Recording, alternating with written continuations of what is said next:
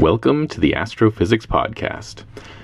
Absolutely everybody has a favorite planet. For highly pragmatic people, their favorite planet might be Earth. But as a child, Saturn was definitely my favorite. The idea that one of our planets just happened to have giant, prominent rings around it just drove the imagination. If that one planet has rings, what kind of other things are planets allowed to have? Maybe planets outside our solar system have other cool accessories we never even dreamed of. So, as a child, Saturn was definitely my favorite, and after a little Google research, it looks like it still wins most internet polls of people's favorite planets. It's really hard to beat those rings. Mars is often a strong contender too, probably because we humans have hopes of traveling there someday. Nowadays, though, my favorite is Jupiter.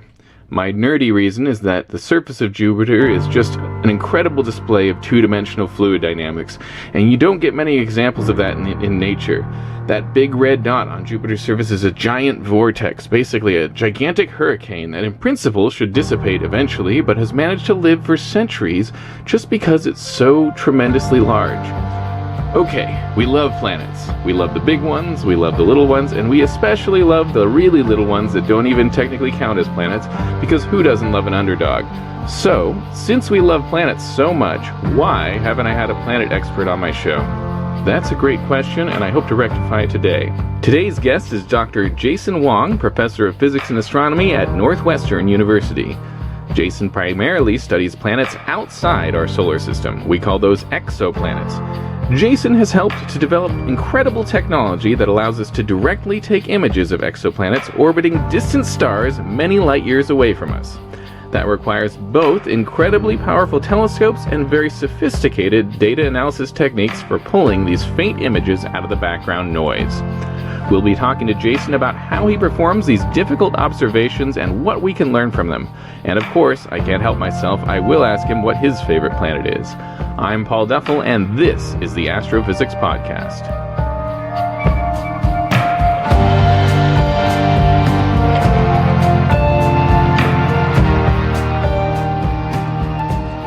You'll probably just do that anyway. Well, if I get excited, I will definitely increase the volume by a few fold. I can't wait to hear that in my headphones. I mean, are you going for ASMR podcast or are you going for excitement? All right. Welcome to the Astrophysics Podcast. I'm Paul Duffel, and my guest today is Dr. Jason Wang, Professor of Physics and Astronomy at Northwestern University. Dr. Wang, thank you for joining me. Thanks for having me, Paul. Glad to be on. All right. So I like to get started by asking, how you grew up, how you got to be a scientist, and that sort of thing. So let's start with, where did you grow up? Yeah. Well, I mostly grew up in Columbus, Ohio. I moved around quite a bit when I was in my early years, but I started kindergarten in Columbus, and I effectively tell people I grew up there because then there's a lot more travel happening. I got a lot of airline miles before the age of 5. I see. Yeah. Is there a reason for that? Well, it was just my dad came here to the U.S. to do his PhD, and I was actually born in China, and I came here with him.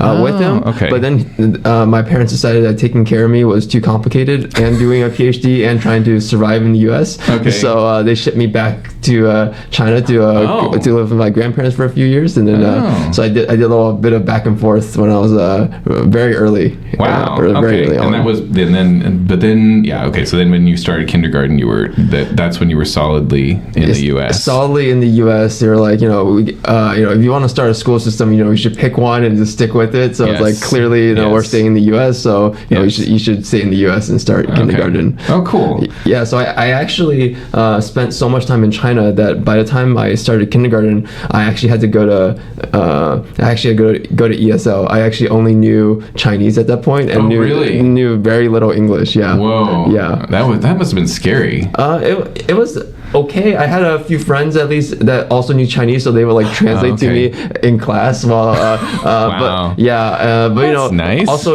when you're a kid, you learn languages super fast. So after 1 year, I was fluent in English. Okay. Yeah. So I don't even remember the process of learning English. It just came. It came so naturally. It just came naturally. Yeah. Oh, that's nice. Yeah. Well, that's cool. I didn't even realize that I would have that in my head that you would have even had any period where you didn't as a kid? I mean, I have, a very standard Midwestern, Central Ohio accent, so you can't really tell. Right. And actually, another advantage is because I actually learned Chinese first, I'm also fluent in Chinese and don't really have an accent there. So people on either side don't realize. I'd assume that you were born. Yeah. And you kind of were. I was born in one country and I grew up in the other. So, depending on how I phrase it, it's technically correct. Right. Good. Yes. Cool. So then, do you can you think of a memory of like the first time you were interested in science? Yeah. I probably was not interested in science until like the end of high school. Oh, really? Yeah. To be honest, like I was always good at math. And like I had a pretty strong math preparation, so I would do. I was intrinsically good at some of the quantitative aspects of science, but like I never did like science fairs or any of those things, and I was like. Being a scientist wasn't really a top thing for me. I actually had no idea what I wanted to do. Like in high school, my friends who were the more overachieving type were like, "Oh, I'm doubling up on science every year. Like take all the science classes and get all the AP credits and things like that." And I was like, I'm going to double up on art classes and I'm going to take both performing arts and visual arts every year. So that's what I did. Wow. But at the end of high school, I would say. Back when cable television was still a thing, and this is pre-Aliens History Channel. Right. They had a lot of good documentaries back then, including science documentaries. I remember one in particular. It was called The Universe, and I remember watching that. In high school, as being mesmerized by space, and I was like, "Oh, this sounds like a cool thing to maybe study." And at that point, I was like, "Oh, I should start figuring out what I want to actually major in college and things like that." So it kind of came at a spur of a moment kind of thing. Wow. Yeah. Well, so that's interesting. So then, it was the timing where you were just about to, figure out how you were going to specialize and stuff. So exactly, it was like in your senior year, like after I got accepted into college, you had to make a decision. They asked you like, what major are you going to declare going in, and you had to declare something. I was like, astronomy sounds cool. I'm going to declare astronomy. Okay. Yeah. So then you majored in astronomy in college. Well, yeah. So I technically majored in physics, was a concentration in astronomy. Okay. Yes, sure. But it's basically astronomy. And where was that? I did my undergrad at Cornell. Okay. Yeah. And did they not have an astronomy major, or is it just? Yeah, they actually did have an astronomy major, and I came in declaring an astronomy major. But the physics major and astronomy major were so similar. Oh, okay. They were there was like I think one course that was different between them. Yeah. And at that point I still didn't know what I wanted to do with my life. So the physics major was just a bit more flexible because you can concentrate on astronomy, but you can concentrate on a bunch of different things. Right. So I was like, instead of committing to just doing astronomy, I declare physics, and then I can always concentrate on astronomy, which is my intention. Or if I didn't want to, I could switch and pivot to something else. That makes sense. Yeah. Especially since you were just now deciding you want to do science. Exactly. That's interesting. Yeah. So, were your parents at all influences on science, on your interest in science, or? I'm sure my parents had to have some sort of influence in science. My dad did his PhD in chemistry. But seems. Like there must be some inherent, like I never really engaged with his research. I didn't really know what he did. Yeah. Only in college did I actually understand what he was doing in his PhD research. Because shortly after his PhD, he then transitioned to working in software because that's where all the jobs were.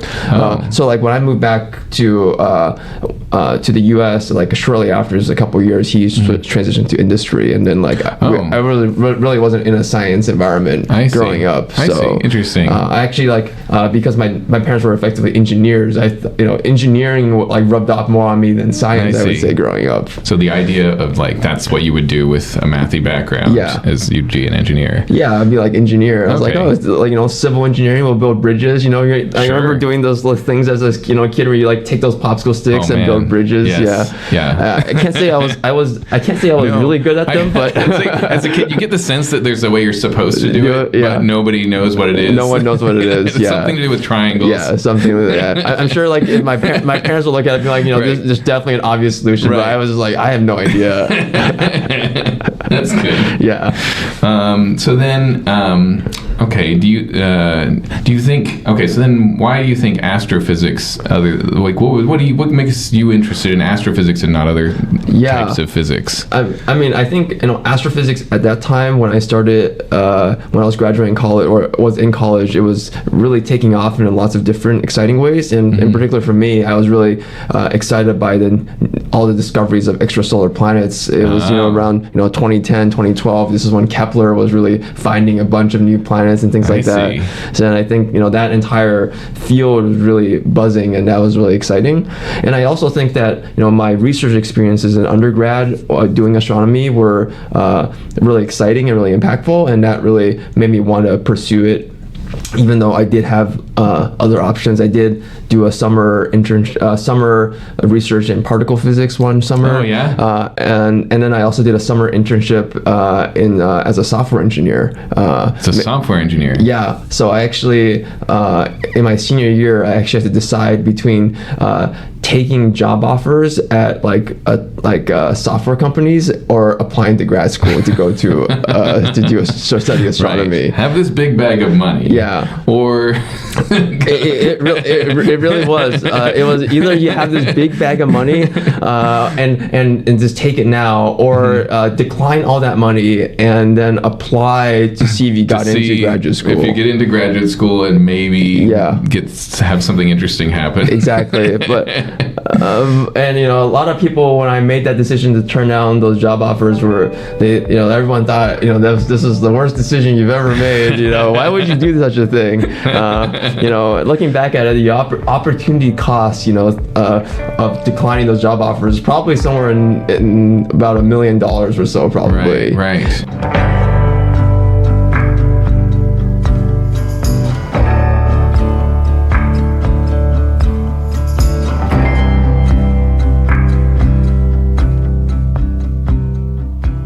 But I wanted to try something, especially when you're young, try something that's exciting. It may not succeed, but at least you give it a shot. Right. Yeah, that's right. Then that was my mentality going in, and I think my astronomy advisor in undergrad really convinced me. Who was, I mean, maybe he was pushing me towards one side, but the kind of the argument that really kind of hooked me was it was like even if you just do the PhD for the sake of the PhD, he thought his PhD experience was worthwhile just for the sake of the PhD. So not even if you didn't continue after doing becoming a professor and things like that, just having that experience he thought was worthwhile. So I was like, I'll do this, try the same thing, try a PhD.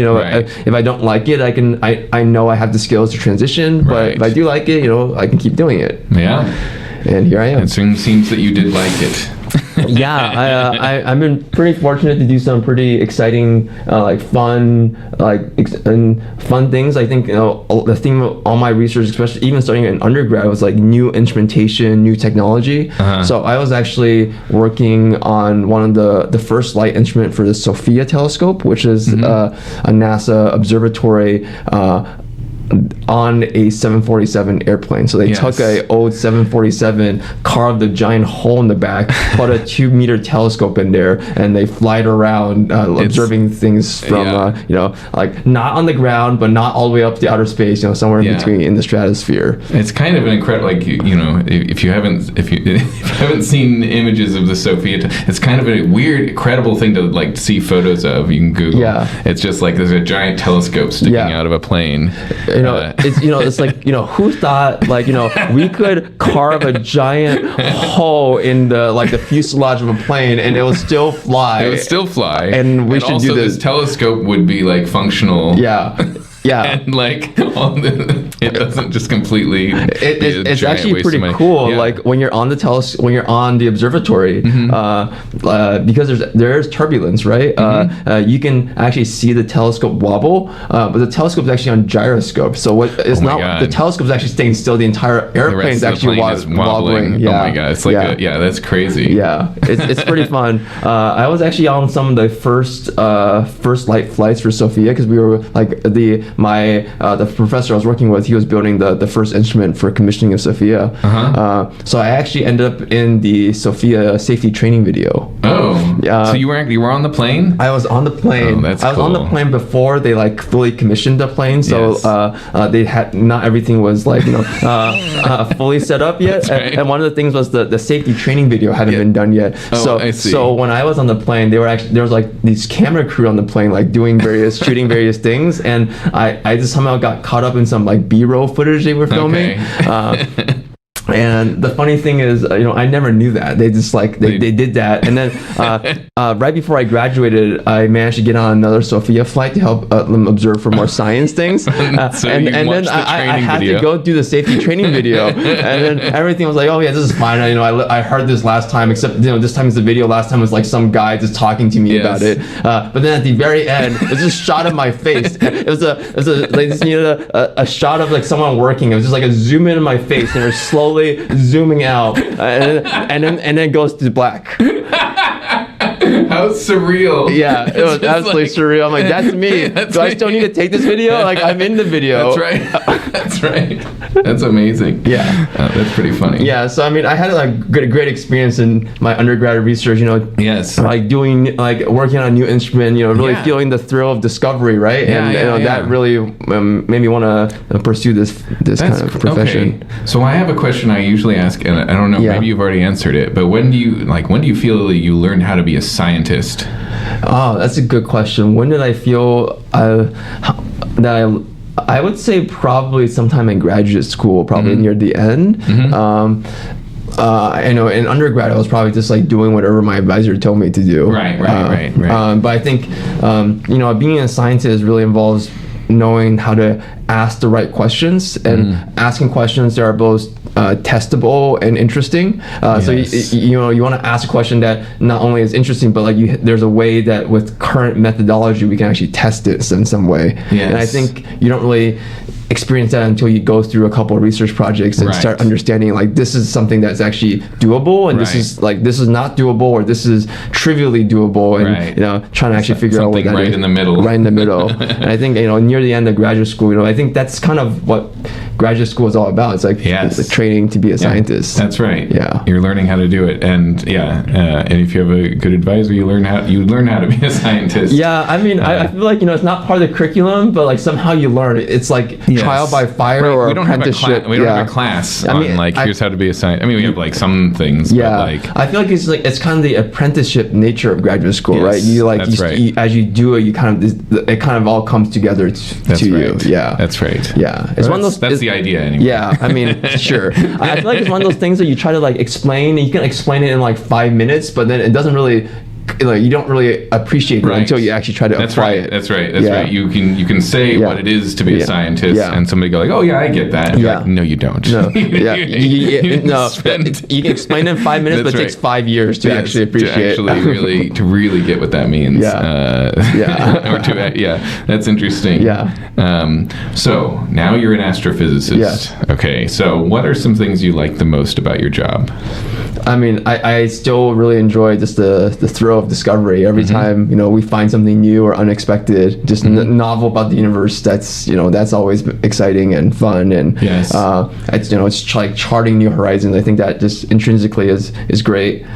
I really like talking to people, non-astronomers, about my work, because you can talk about all the exciting things and like really remind you about like why you're doing what you're doing. That's right. And now that I'm a professor, I'm running my own research group. I think it's very satisfying to kind of manage a research group and watch people develop and accomplish things that you've helped grow and things like that. I think that's also a really fulfilling aspect of my job. I love that too.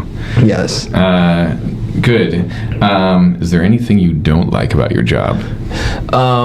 I would say probably the hardest part about my job as a assistant professor at a research university is I'm effectively doing at least 2 full-time jobs for one full-time job.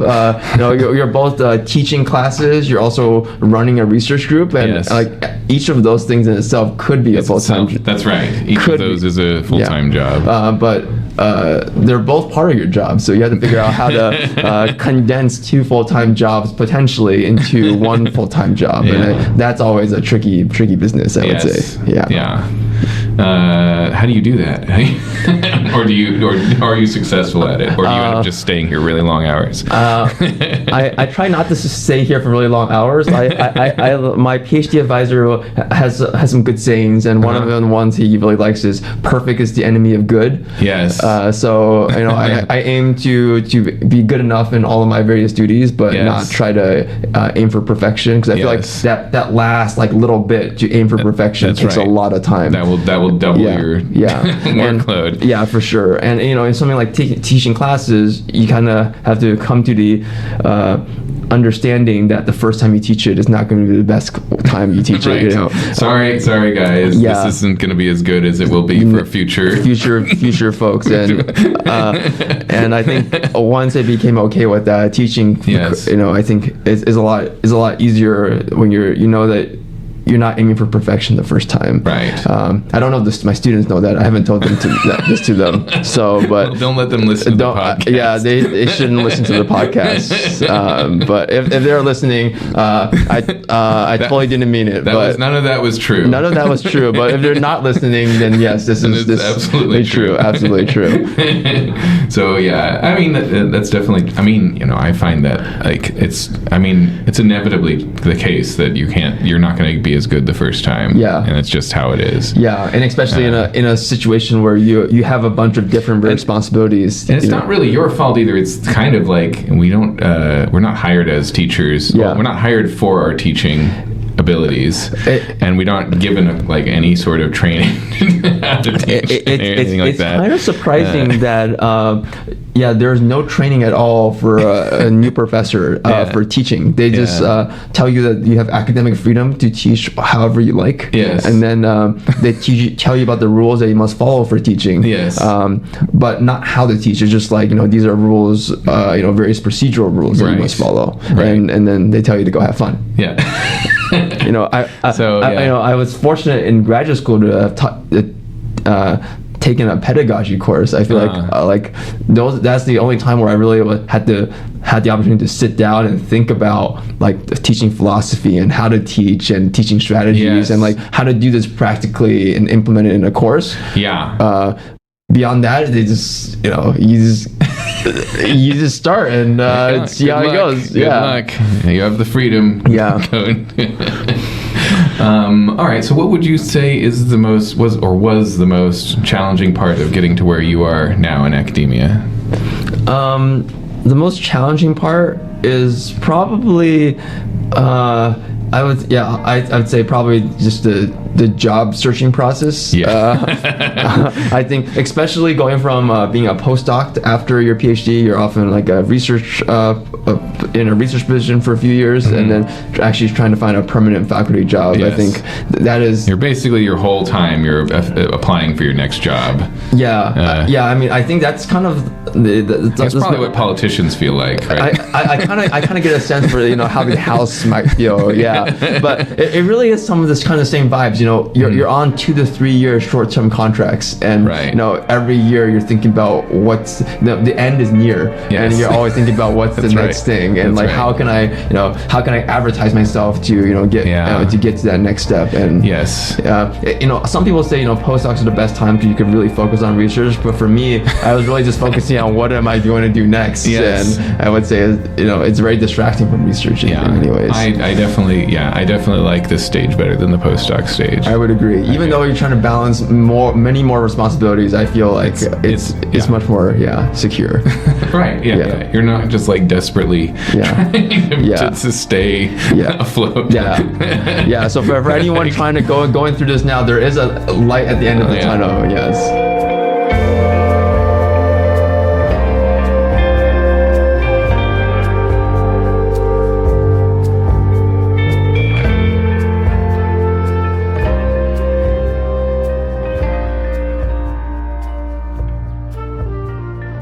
when you meet a new grad student or a fellow scientist and they ask you what you work on, what do you tell them?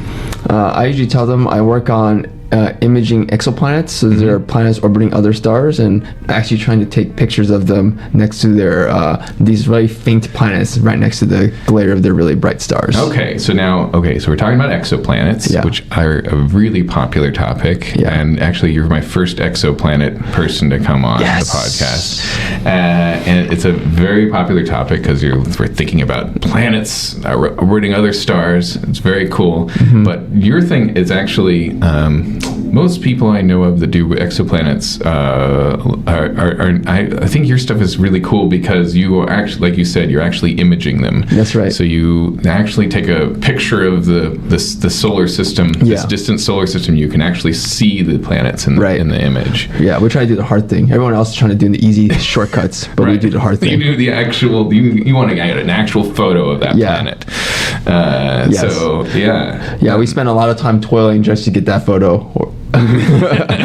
Right. So what do you have to do to get kind of describe? I know you quickly said it, but you should kind of describe what are the challenges involved? Yeah, there's the main challenge is that you're trying to see something extremely faint next to something really bright. So it's like anytime if you're like walking at night, there's like a really bright street light ahead, and you're trying to read like some sign right behind that street light or something. Like being able to actually read that sign is much harder. And this is a much more amplified version of that. Way more amplified version because the star, of course, it's really trying to the star is just way brighter than a planet would be. The brightest stars we're talking about, the brightest planets we're talking about are about 100,000 or 1,000,000 times fainter than their stars. Right. So that's a very extreme version of the street lamp. Yes, very extreme version of the street lamp. I actually like to give the analogy. It's like trying to see a firefly either orbit like a really bright street lamp or a lighthouse. Looking at a lighthouse. Oh, I think I see a firefly. Yeah, you see a firefly just like orbiting right around it, circling right around that lighthouse. Yeah, that's what we kind of try to do. So that's what you're trying to design technologies that can see something like that. That's right. So we combine both kind of optical technologies as well as data processing algorithms to be able to separate the signal of the faint planet from the glare of the star. Okay, and these data processing techniques, that goes back to your background in coding and it does. One of my first projects was actually to implement a bunch of data processing techniques from various folks and make it into an open source and optimized package for the community to use. And it's actually that's been my bread and butter for many years, was to kind of have this package and apply it to a bunch of different things and have other people also use it, because the nice thing about open source tools is once it's out there, anyone can pick it up and apply it to their own research, and it just makes these especially extremely technical fields a lot more accessible. Yes. So that someone else starting for the first time doesn't have to redo everything that you just had to toil away and do. Yeah, I think it's interesting. Open source, the whole concept of open source is technology or open source codes and stuff has the past decade or so has become like we've shifted towards open source in astrophysics. Right. And it's interesting because we should have shifted so much so much earlier than that, because we're in academics. That's the whole point of academics is we're open source. Right. We're all trying to learn about the same things. We should be like sharing. Yeah, open science, reproducibility. These are all important things. Right. Yeah. But it's interesting. Yeah. So it has been this weird. It's only kind of recent that this shift has been made, and nowadays the really popular tools are all the open source tools because it's like the most popular languages are the ones that are spoken. Yeah. And if you keep your language a secret, then no one will speak it. Yeah, I mean, there's definitely a game theory kind of thing going on, especially in the past when there wasn't really any incentive to put your code out there. Yes. By having this exclusive access to this code, people would have to come to you, and then you're like the one You're the gatekeeper. You're the gatekeeper. You're the important person in the field because you have access to this unique tool. If you want this model, I can make you one. Yeah. For a price. You can think of it like the first person that open sources their their tool is at a disadvantage because everyone can use their tool, but also has their own tools that person can't use. That's right. So you have to be willing to make that leap, but once you make that leap and the community starts buying into the tool, then suddenly you're at the advantage. The people that have their proprietary codes are suddenly not looking so good. They're not, because they don't need it, like people don't need them anymore, and that value that they brought, that they had in the community, isn't nearly as important anymore, because there are open tools that anyone could pick up and use, rather than having to go to them and ask them to run their tool. Yes, that's interesting. So it's sort of there's sort of some transition where there's a shift. And I think part of it is just the culture of the community wanting to do that shift. And then now I think even large funding organizations like NASA are promoting and oftentimes requiring things to be open source or open science, or open data. Now a part of grant proposals is your data management plan, and where you're going to declare what of yours is you're going to make open, and that will affect whether you get this grant. Right. And there's obviously details in the implementation that need to be worked out in the right way to make sure it's sustainable. But I'm generally in favor of doing this. I think like as you said, science is all about being open and being reproducible, and that's like this whole spirit of it. So why not promote these kind of behaviors?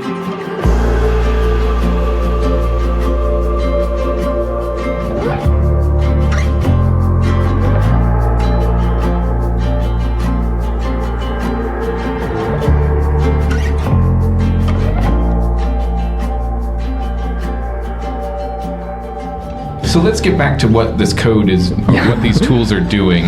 In the abstract, they're open source. We got that. But what is it? So the idea is to try to pick out this planet while you're seeing all this glare from the star, and you're trying to pick out what is the distinctive signature of a planet in the data, and we use different algorithms to kind of decide. They're all they can all be classified as machine learning algorithms in some way. They're these data-driven algorithms that say, if we collect all this data on the glare of the star, even if we don't know exactly from first principles how to model it, we can collect all this data on the glare of the star and then be able to use that to model out the portion of our image that is dominated by the glare of the star and subtract it off. I see. So you have to look at the star for a while and get a sense for what its behavior is, and then you say, okay, I can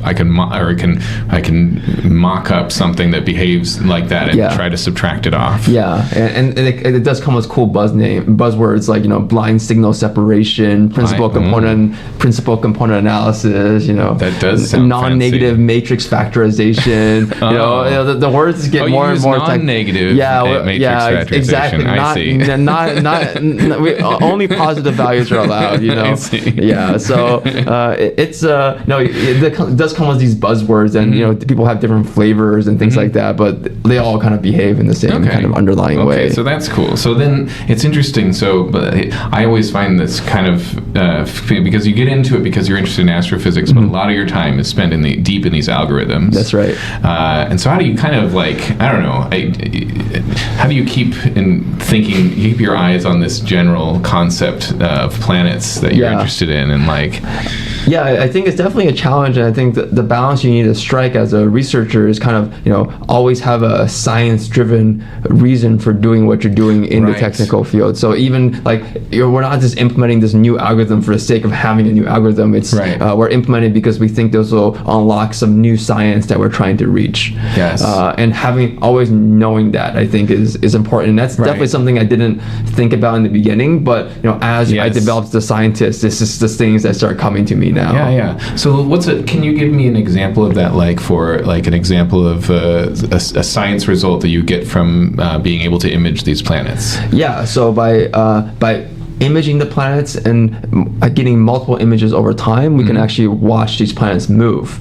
And then as we watch these planets move, we can trace out their orbits and understand their dynamical histories, how many gravitational interactions do these planets have, where do these planets migrate from, things like that. So you can actually even over time make a movie of the planets going around. That's right. Not only do we have real images of planets, we have real movies of planets. Do you have a Google image search keywords that people can type in to find the... Yes, I would just recommend searching the word exoplanet on Google. Go to Wikipedia, which is probably the first link, and look at the first image on Wikipedia's article on exoplanets. Okay, and then you'll see it's an image you made. Yeah, it's a movie. It's a movie of that's taken of multiple exoplanets. There's 4, I believe.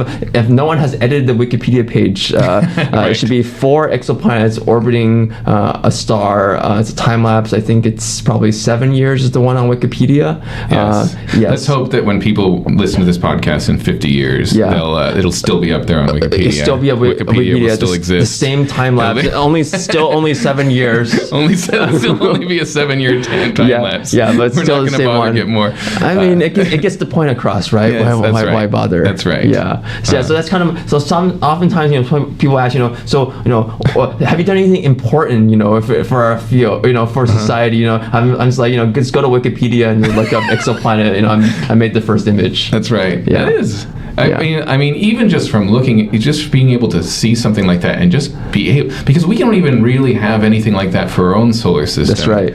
And so being able to just look at and kind of gives you a sense. I pretended like I didn't know about this, but I've shown this to students, like undergrad or even high school students that are interested in planets, and their eyes widen up when they see it, because they're like, oh, that's what these things are doing. Like they're trying to teach me in class that they orbit around this. Exactly. You actually see it in real life. Yes. Yeah, exactly. It's this one of those things like even Galileo would see and immediately recognize what we're looking at. Right. Kind of Exactly. Things. Yeah. That's very cool. So then, what I guess what kind of we already talked about kind of the day-to-day tasks that you do, trying to get into this, to solve these algorithms. So maybe I don't know. What do you think is your most either your most impactful contribution, or something you're most proud of, or a recent result you're really proud of, or? Yeah, I would say the most impactful contribution I made to the entirety of exoplanets is making that 7-year time lapse movie. Okay. Yeah, I would say. I mean, just for just the amount of reach it's gotten, of the views that I can track, there's at least 5 million views. Okay, that's more than this podcast. I'll tell you that right now. As of recording, it is more than this podcast. I don't think I'm beating you anytime soon. Beyond that, I think a lot of the most important things I'm making contribution-wise to our field is things that are extremely technical happening right now. Really pushing new techniques and technologies so that one day one of them will enable us to image another potentially habitable planet around another star. Oh, so I didn't realize this. You think that it'll be possible? You think that it'll be possible to actually image a habitable? Because these ones we can image have to be giant, right? Yeah, these are giant. So right now, all the planets we're imaging are giant Jupiter-like planets we're imaging. Right. Because they got to be really big in order for us to see them. Yeah, exactly. So you think it's going to be possible one day to see an Earth-like planet or something? When I say Earth-like, but something habitable? Yes. I've definitely drank the Kool-Aid of we think that we can, in our lifetimes, image Earth-sized planets in the habitable zone, the zone in which we think liquid water could exist on the surfaces of terrestrial planets around other stars. Wow. But we don't know exactly how to get there. Right. This is new technologies will need to be developed. New technologies will need to be developed, and what we're doing right now in my research group is kind of pushing these new technologies and seeing, we're trying a bunch, not like we're just doing one, and seeing which of these actually is successful.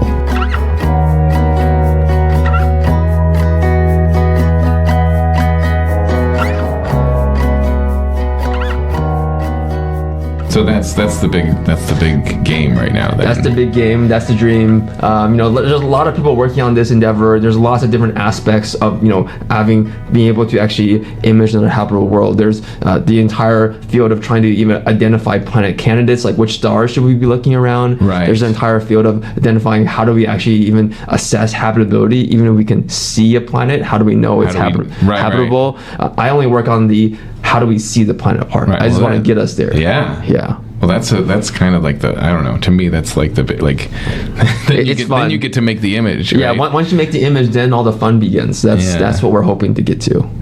Wow. Okay. So, all right. Now I'll ask you the hard question. All right. In your opinion, why should we care about astrophysics?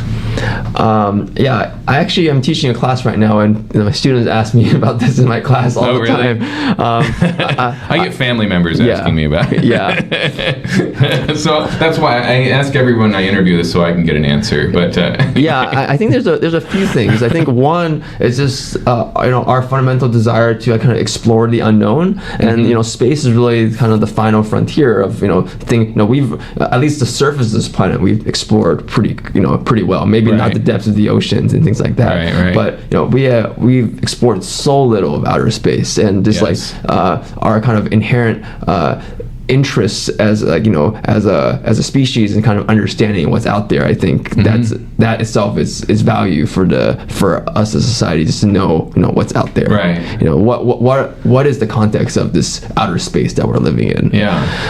And I think the other thing is there's an importance in basic research, just doing studying new things that we don't know, and it will we will learn new things, and some of it will potentially revolutionize how we as a society operate. Some of it may not, but we have to kind of build up that wealth of knowledge to even know what kind of possibilities are out there. Right.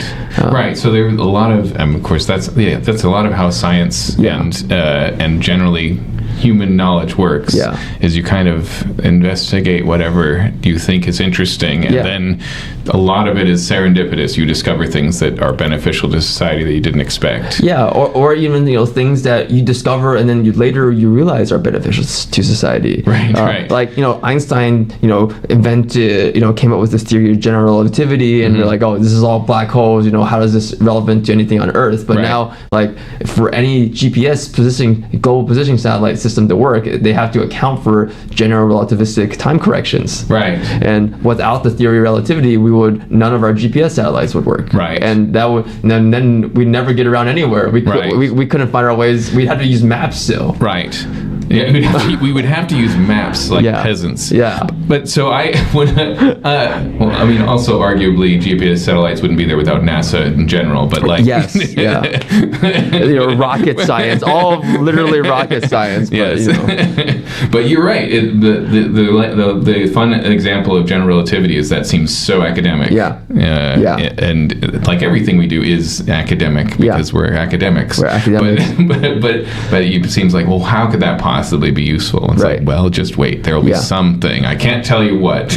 It'll be useful somehow. Right. It's stuff that we can't even envision, right? Because we don't even know what's out there. Like right now, people are like, not me, but other people are studying things like dark energy, right? And what is this thing that exists all throughout our entire universe, but we never interact with it, but is a source of energy that prevents the universe from collapsing. Right. Yeah. I don't know. Who knows if we figure out what that is? Who knows what? Who knows? Will tell us. That will tell us exactly. We'll learn from that. Exactly. Yeah. That's Yeah. cool. That's a good way to think about it. So what do you think is what's next on the horizon for you? What are the next big things that you think are interesting to look at? You already said you want to see an Earth. Yeah, we want to see it. We want to find a habitable planet. How we're gonna get there? Maybe we'll get lucky, and the next decade we could get one. Maybe this is gonna be a hard endeavor. It'll take us many decades, but that's kind of the long-term goal. The near-term goal, kind of in the next few years, what I like to understand is like right now we're talking about how we're studying giant planets with direct imaging. I really want to understand how typical is our own Jupiter. How typical is our Jupiter? Our Jupiter, our most massive planet in our system. We think Jupiter is pretty useful. It shielded the Earth from a bunch of asteroid impacts and things like that, and maybe helped deliver water to the Earth. It's an important member, potentially. Oh, okay. Yeah. These are ideas about how the solar system might have formed. And it's the most gravitationally most influential planet in our system. Right, it's the big one. It's the big one, and what I want to do in the next few years is actually study, how typical is it? So if you look at a bunch of exoplanet systems, how many of them have something like a Jupiter? How many have something like a Jupiter? And if they do they have similar compositions to our own Jupiter, or do they look completely different from our own Jupiter? Did our Jupiter form in a way that's very common or distinctive? And that could, because it's so influential, that might point us to how common or distinctive our own solar system is. Well, Jupiter is my favorite planet. Yes. When I was a kid, Saturn was my favorite, but now Jupiter is my favorite. Jupiter is also my favorite planet now. Although the students in my class, I think their top two are somehow Saturn for sure, and somehow Mercury is in second place Mercury. right now. I didn't see that coming. That's just a new generation for you. These kids and their Mercury. Yeah. But yeah, so I love Jupiter because I'm into fluid dynamics, and you can see what fluids look like in 2D on the surface of Jupiter. Yeah. And that's where that's why you get the big red dot. Yeah, the big red dot's so cool. Yeah. I'm a fan of the dot. Well, I hope it sticks around for a long time. Yeah, we still don't know how long it's going to stick around for. How long it's going to be around for. It's such a distinctive feature, yet we have no idea. We have no idea how long it's going to stick around for. Oh, that's very cool. Yeah. Okay. Well, I think that was you did a great job. Oh, thank you, Paul. So thank you so much, Dr. Wang, for joining us. And I had a lot of fun talking science with you, and I hope you'll join us again sometime. Great. Well, thanks for having me. Well, that was everything I hoped it would be. I highly recommend those movies that Jason has made of orbiting planets. I might as well plug his website, jasonwang.space. That's JASONWANG.space. You can find out more about Jason's research and find a whole gallery of planet movies he's created from his incredible data sets. So thank you again, Jason, for talking with us about planets, and thank you to our listeners. We will see you next time. The Astrophysics Podcast is supported in part by the National Science Foundation under grant number AAG 2206299. All music on the Astrophysics Podcast was written and recorded by Britton Ashford. You'll find it on her album Trotter. All songs were used with permission from the artist and producer. Look up Britton Ashford if you enjoyed the music. This podcast is produced in beautiful Lafayette, Indiana by me, Paul Duffel, Professor of Physics and Astronomy at Purdue University.